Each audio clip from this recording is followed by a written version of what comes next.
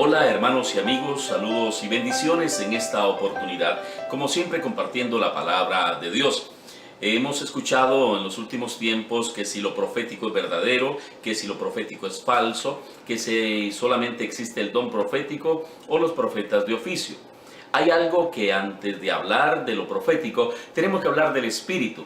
El apóstol Juan, cuando recibe la revelación del libro de Apocalipsis, dice la palabra que él estaba en el Espíritu. Dice Apocalipsis capítulo 1, versículo 10, yo estaba en el Espíritu en el día del Señor y oí detrás de mí una gran voz como de trompeta. Muchas veces las personas quieren de que Dios les hable, de que sea el Espíritu Santo que hable, pero la única manera para poder escuchar a Dios es estando en el Espíritu.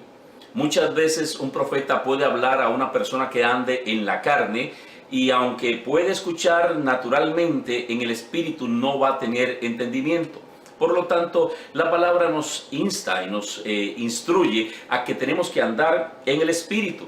Igualmente lo dice Efesios capítulo 4, versículo 11, que el mismo Jesucristo constituyó a unos apóstoles, a otros profetas, y ahí sigue hablando de estos 5 ministerios como son los evangelistas, los pastores y los maestros.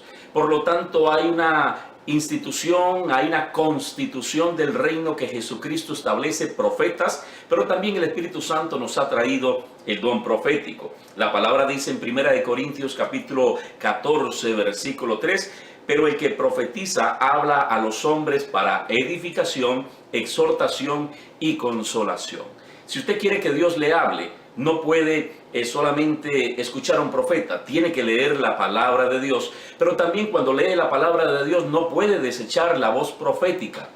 Dios quiere que haya un complemento, que sea algo íntegro, que a través de la palabra profética de Dios plasmada en la Biblia, adicional a través de los dones del Espíritu dados a la iglesia, pero también a través de diferentes profetas de oficio. No podemos desechar una y tomar la otra. Tenemos que ser un complemento, pero todo dirigido por el Espíritu Santo de Dios.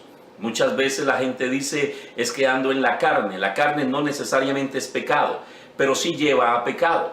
La carne, de una manera corta y precisa, es todo lo que se opone a la voluntad de Dios. Por eso en Gálatas capítulo 5, en el versículo 16 y 17, dice el apóstol Pablo, digo pues, andad en el Espíritu y no satisfagáis los deseos de la carne, porque el deseo de la carne es contra el Espíritu y el del Espíritu es contra la carne, y estos se oponen entre sí para que no hagáis lo que quisiereis. La voluntad de Dios es agradable y perfecta, siempre es buena, nunca es mala, pero si queremos escuchar a Dios, tenemos que estar en el Espíritu.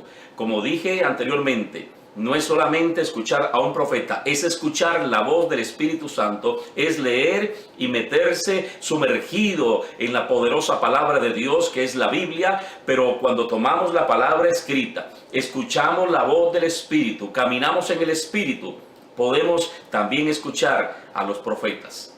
Así que le invito para que camine en el Espíritu, y si hay algo que le está quitando la parte del Espíritu, que es la carnalidad, tenemos que pedirle al Señor la ayuda y la voluntad para hacer lo que Dios quiere que hagamos a través de su Santo Espíritu. Hablando de profetas y profecías, tenemos este libro que el Señor me permitió escribir, que es el don profético, los profetas y la profecía, que lo pueden conseguir en nuestra página web.